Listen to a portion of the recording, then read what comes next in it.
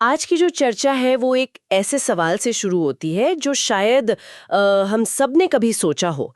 क्या होगा अगर हमें भविष्य से कोई मैसेज मिले? दिलचस्प सवाल है। हमारे आज के किरदार ऋषित, उसके साथ ठीक यही होता है, पर ये कोई लॉटरी का नंबर नहीं है। उसे रात के मतलब करीब 1:30 एक वॉइस नोट मिलता है। ओके। और उसकी टाइम स्टैम्प है कल सुबह 7:14 की। मतलब भविष्य से। हाँ, चलिए इस पूरी गुत्थी को समझने की कोशिश करते हैं। तो ये जो मैसेज है ये एक अनजान नंबर से आता है जिस पर सिर्फ सेव्ड कॉन्टैक्ट लिखा है। और जब वो उसे प्ले करता है तो जो आवाज सुनाई देती है वो उसी की अपनी है। ओह, बिल्कुल, एक घबराई हुई कांपती हुई आवाज में वो खुद को ही चेतावनी दे रहा है।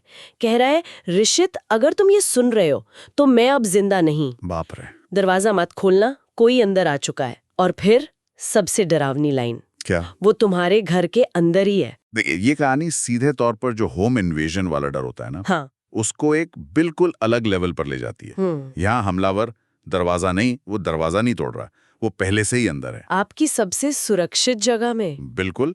लेकिन उससे भी ज्यादा वो आपकी पहचान पर, आपकी आवाज पर हमला कर रहा है। मतलब डर सिर्फ जान का नहीं है, खुद के वजूद के मिट जाने का है। सही कहा। और इसी पॉइंट से वो जो तनाव है वो बढ़ना शुरू होता है। ऋषित को किचन से एक आवाज आती है, कुर्सी के सटने की। हाँ, और तभी एक और वॉइस नोट आता है भविष्य से। अच्छा। जिसमें दरवाजा टूटने की आवाज है और एक नकाबपोश आदमी का जिक्र है।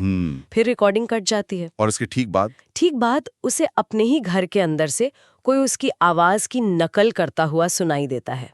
इसी दहशत के बीच उसे जमीन पर एक फटी हुई फाइल मिलती है। उसमें एक सिक्योरिटी गार्ड की तस्वीर है जो लापता है, और तस्वीर के पीछे हाथ से कुछ लिखा है। क्या लिखा है? He lives in the vents. He copies voices.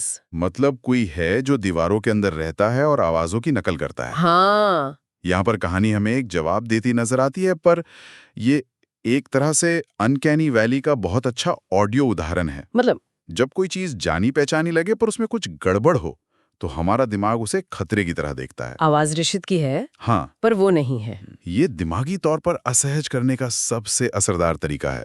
और ये जो वेंस वाली थियरी है ना, ये क्लासिक रेड हेरिंग भी हो सकती है, मतलब ध्यान भटकाने की कोशिश। तो अब उसके पास एक थियरी है, दीवारों में रहने वाला कोई है जो आवाज की नकल करता है। वो अपनी जान बचाने के लिए भागता है, लेकिन कहानी यहाँ उसे कोई राहत नहीं देती, उलझन और बढ़ा देती है। हाँ, वो भागकर बिल्डिंग की लॉबी में पहुंचता है और वहां का गार्ड उसे बताता है कि सीसीटीवी फुटेज में कॉरिडोर बिल्कुल खाली है, कोई अंदर नहीं गया। और फिर वो सबसे चौंकाने वाली बात बताता है कि ऋषित का फोन पिछले 3 घंटों से बंद था, बैटरी 0%। अगर फोन बंद था तो वो वॉइस नोट्स कहाँ से आए? यही सवाल है। यहाँ पर आकर तो कहानी की सारी बुनियाद ही हिल जाती है ना? बिल्कुल। और यही इस कहानी का जीनियस स्ट्रोक है।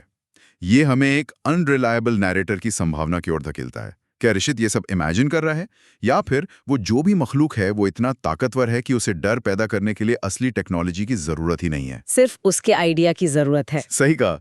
ये डर को टेक्नोलॉजी से निकालकर सीधे आपके दिमाग में डाल देता है। और कहानी का अंत इसी बात को और भी ज्यादा डरावना बना देता है। जब ऋषित को लगता है कि शायद सब ठीक हो गया और वो वहां से जाने लगता है, तो वही गार्ड उससे कुछ पूछता है। लेकिन अचानक गार्ड की आवाज हूबहू ऋषित की आवाज में बदल जाती है। ओह! और वो पूछता है, अगर फ्लैट में कोई नहीं था तो फिर आप इतनी देर उस ऋषित से बात किससे कर रहे थे? ये सुनते ही ऋषित के होश उड़ जाते हैं। गार्ड के चेहरे पर एक अजीब अस्वाभाविक सी मुस्कान फैल जाती है और वो ऋषित की ही आवाज में फुसफुसाता है, run like your future told you. तो इसका मतलब वो गार्ड ही था? लगता तो यही है। क्या वो वॉइस नोट्स और फोन बंद होने की कहानी सब एक जाल था उसे नीचे बुलाने का? बिल्कुल। वो जो मखलूक है वो असलियत को ही हथियार की तरह इस्तेमाल कर रहा है। उसने टेक्नोलॉजी का डर दिखाया बिना टेक्नोलॉजी इस्तेमाल किए।